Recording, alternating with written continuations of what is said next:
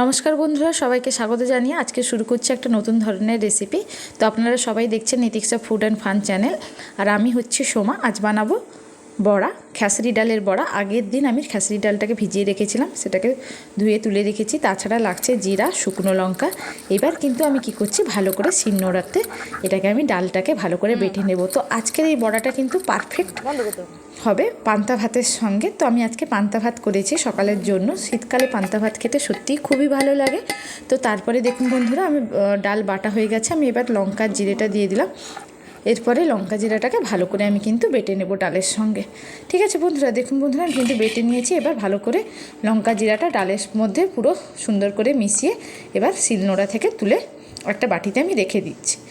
পান্তা ভাতের সঙ্গে ডালের বড়া কার কার ভালো লাগে অবশ্যই আমাকে কিন্তু কমেন্টে জানাবে। আজকের রেসিপিটা কার কেমন লাগলো সবাই কিন্তু অবশ্যই জানাবে। এবার বাটিতে দিয়ে দিলাম ডালের, দিয়ে দিলাম পেঁয়াজ, হলুদ, লবণ। এবার ভালো করে এই ডালটাকে আমি ভালো করে মিশিয়ে নেব। তারপরে এটাকে ভাজবো। আগে সুন্দর করে মিশিয়ে নিই। মেশানো প্রায় হয়েই গেছে। এরপরে কড়াই গরম করে সাদা তেল দিয়ে দিয়েছি। এবার ডালগুলোকে গোল গোল করে বসিয়ে দিচ্ছি।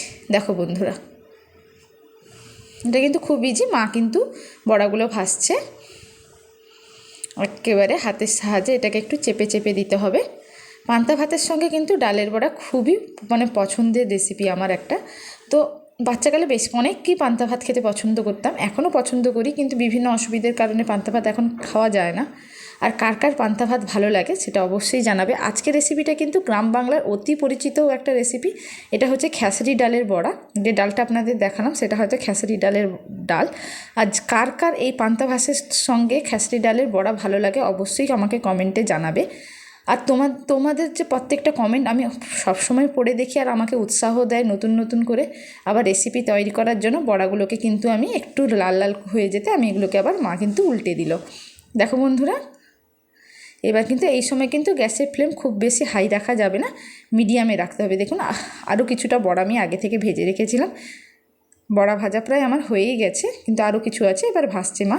এবার পান্তা ভাত নিয়ে নিয়েছি, সঙ্গে নিয়েছি বড়া, ও নিয়ে নিলাম দুটো পেঁয়াজের টুকরো।